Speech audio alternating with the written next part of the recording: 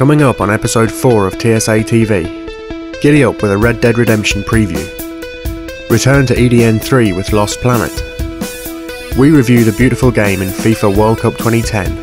Hello there, it's a Reach beta. TSA's first treasure bearer is crowned, and one of our viewers talks about brains.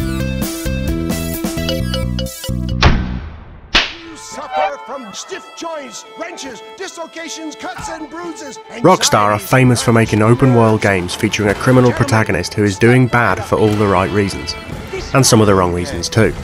Red Dead Redemption seems to live up to that basic premise completely. Built on the Grand Theft Auto engine and following the trail of revenge blazed by gritty scowler John Marston, the game looks set to take the best elements of a GTA game, set them on a rodeo horse and slap its backside.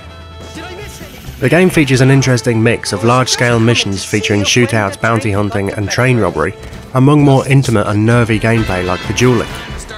Add to that the huge rural open world and the unrivaled Rockstar sense of humour, and we think there's every reason to be extremely excited about this game.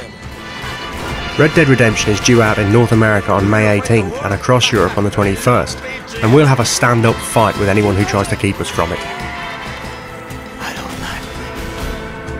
Friend, been a long time.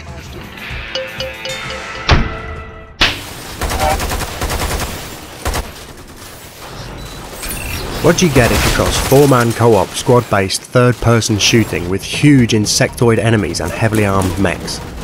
Yep, it's Lost Planet 2. This sequel has moved off the snowy plains into the steamy jungles of EDN 3, and the vivid colours and high-contrast areas of forest make a great backdrop for the opening level. Later on, the game will vary environments even more with urban and desert areas. In terms of gameplay, this isn't cover-based, it's a run-and-gun shooter with a few interesting mechanics. Your health will recharge slowly, but you can speed it up by holding a button. Each mission is tailored to be played cooperatively, and the enemies range from the massive insect-like indigenous population to the opposing humanoid armies.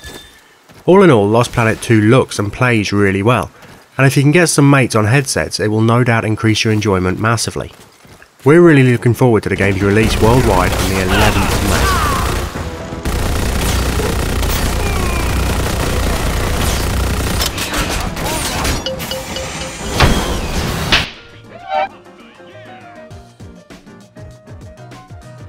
We're now less than 6 weeks away from the world's largest single sport event, and I'm already a little bit overexcited about it. The World Cup Finals tournament is something special. It's both the pinnacle of the game and a celebration of it all rolled into one. More than just a sporting event, the World Cup Finals are a festival of football. This is clearly the atmosphere that EA have attempted to capture in their latest FIFA game, and thankfully they've done a brilliant job. The gameplay is fairly standard for a new FIFA game, slight upgrades and little tweaks, but the bits around the game, from the stock fan animations to the team-specific crowd noises, and the little facts that are posted on loading screens, are the parts that make this feel like a celebration as much as a simulation. The biggest difference in gameplay is with the new penalty format, an aspect of the game which is important during a World Cup Finals tournament. Each kick taker has a composure meter, and there are various ways to be successful at scoring or saving a penalty kick.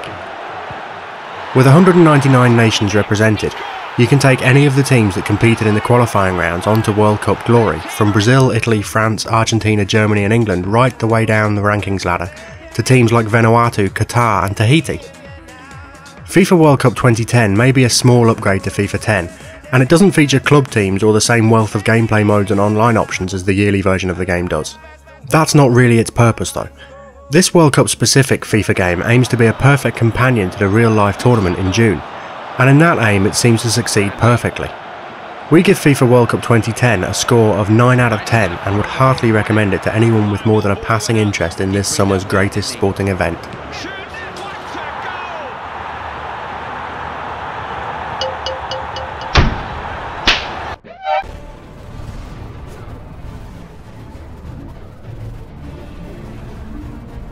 Halo Reach is probably the biggest game release this year for Microsoft. The multiplayer beta which came with Halo ODST started this Monday, and we've been playing it with every spare minute we have. After the comparative disappointment of ODST, fans of the series will be watching Reach very closely for signs of a return to the stunning form which has cemented the series' place as one of the greatest franchises in modern gaming. Our first impressions of the beta are generally very good, with many improvements and tweaks to the gameplay which will hopefully add to the already strong multiplayer combat. Bungie seem to be treating this as a proper beta test too. Unlike some recent betas which are really just competition prized demos, this is a little bit raw and unpolished, and if you've got access then your feedback will be put to good use in fixing the bugs and improving the experience. Expect updates and fixes throughout the life of the beta to improve and test certain areas.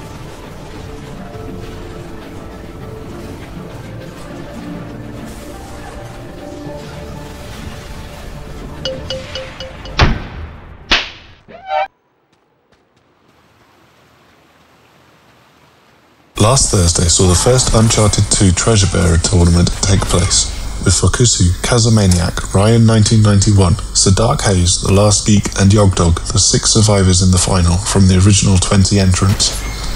The final, highlights of which are playing now, was incredibly close as the lead switched hands almost constantly throughout, with nobody having a clear advantage.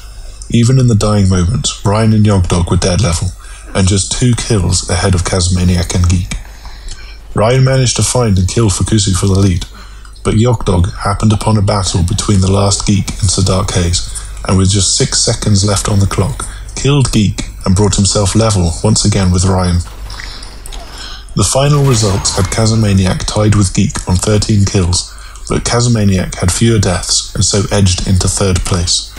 But that's nothing compared with Ryan and Yogdog, who were both level on 16 kills each, and also with 12 deaths each.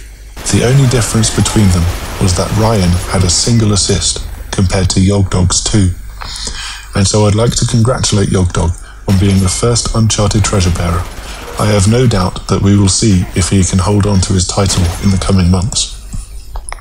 Before I go, I'd also like to thank Colin, who helped me organise the tournament, Fukusu and Top Gear Sam for being the 2-party hosts, and all of the players that turned out to make this event such a success.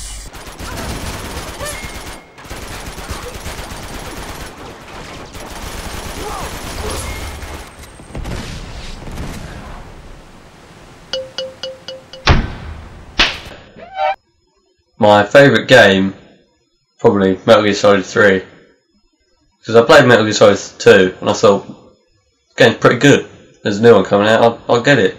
So I got Metal Gear Solid 3, started playing it, and then just, boom, blew my mind. I was just playing it, I was like, this is just, I've never played anything like this before, it's amazing, and just, my brain just splat on that wall, that one, just bang.